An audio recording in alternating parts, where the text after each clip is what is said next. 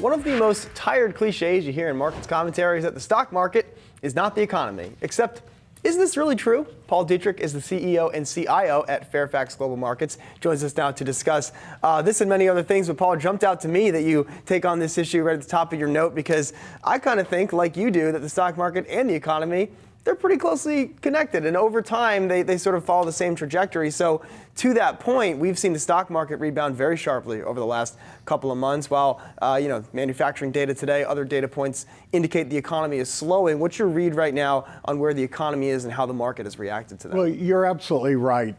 In the long term, the stock market reflects the underlying directional trend of the underlying economy. If it's going up, the stock market's going up. If it's declining, the stock market is declining. But in the short term, all sorts of things, politics, trade talks, Fed policies can affect it. And we saw that in October and November. We're going to celebrate this month the 10th anniversary of the longest and largest bull market in history. But the question I think that every investor wants to know is, when will it end? We are continuing to grow and expand, but I'm seeing a slowing. And I watch leading economic indicators. As an investment manager, I try to keep my clients fully invested in the market during bull markets, during economies that are expanding, and I try to get them out when we're declining. And I did that in 2000, 2002, 2008, and 2009. And the way I did it was following these leading economic indicators. These are the indicators that go down before the economy goes down. And so I track them weekly, and I overlay them on how they were back in 2000 or 1999 and 2006 and 2007. And what I'm seeing now is we've gone up. We're starting to slow, but we're still growing. At some point, we will plateau out and go sideways and then decline. We're going to have a recession at some time. It's part of the economic cycle.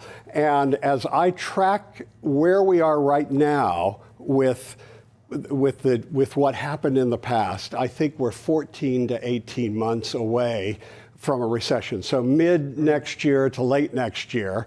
But don't panic, because I wouldn't get out of the market right now, because I think this year is going to be really good. So, Paul, if you're looking for a recession 14, 18 months, are you looking at a bear market later this year? Do you see Dow 20,000? How should investors play this? Well, right now, there are two trends that I find very bullish.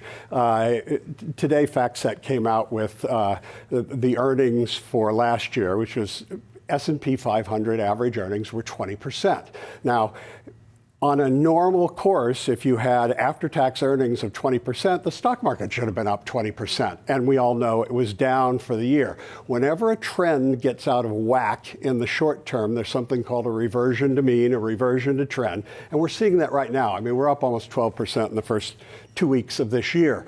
And the analyst estimates right now that came out today is that we're going to see another 10% from now for the next 12 months. We could easily see a 20% gain at the end of the year. Now, will there be another correction? We had two corrections last year. We had one in the early part of the year and the big one at the end of the year. Yeah, and it'll probably be some political issue that will come up. Maybe it's impeachment. Maybe it's something else. But that will be a correction, not the economy will still be growing and expanding. It's not a meltdown. It's not a meltdown, and I do not believe that's going to happen this year. Talking about the reversion to the mean or reversion to trend, talk about FANG a little bit in here. We were just talking about Amazon, which is up today, but when you look at it, take it back 3 months, the NASDAQ's up and Amazon is still down. What do you expect to happen to some of the big cap tech names that we all, kind of grew to know and love? They got you to the dance. Did you go back to them?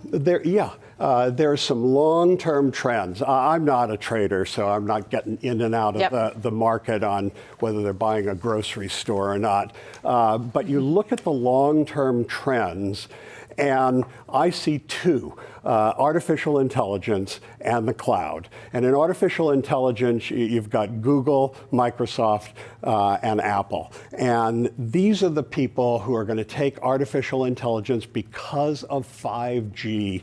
That's going to be the initial catalyst. There's lots of research in artificial intelligence, but the stuff you're going to see right away in apps is just going to be magnificent next year when 5G starts to roll out. I mean, they talked about that you'll have 20 times faster streaming on phones, but actually 5G allows for 100 times faster. It's just we don't have the equipment yet to do that. How fast can I watch an episode? You can download a movie. You can download a movie in 30 seconds. But I've watched it in South Korea. They've had it for 3 or 4 years. You cannot believe what the apps do over there. And the cloud is indirectly, and Amazon and Microsoft are there. And I think that a lot of these tech companies, they're going to be coasting a bit this year. I mean, why would anyone spend $1,000 for an Apple iPhone for 4G when 5G is coming out next year? But in 2020 and 2021, you are going to see an explosion in all of these companies. I mean, think about it. Every iPhone in the world and every Android in the world is going to have to be replaced in that 2-year period. The revenue and the earnings are going to be unbelievable. So you have to buy now. I mean, Apple's selling for 13 PE today, forward PE. It's a value stock, and you know that this is going to happen. We know 5G is coming in. Why wouldn't you buy it now? And the same, I think all these other tech stocks they're fairly valued. Apple is undervalued. Get them now, hold them, and you're going to see this big boost. All right, Paul Dietrich, Fairfax Global Markets. Thanks for joining us. A lot of fun.